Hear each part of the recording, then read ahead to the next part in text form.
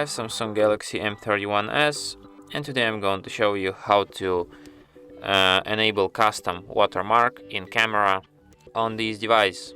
So firstly you have to open camera, tap on the gear icon, scroll down to the bottom, and here you have watermark. So firstly you have to enable it, and here you can change its text. So for example, you could just like write anything you want,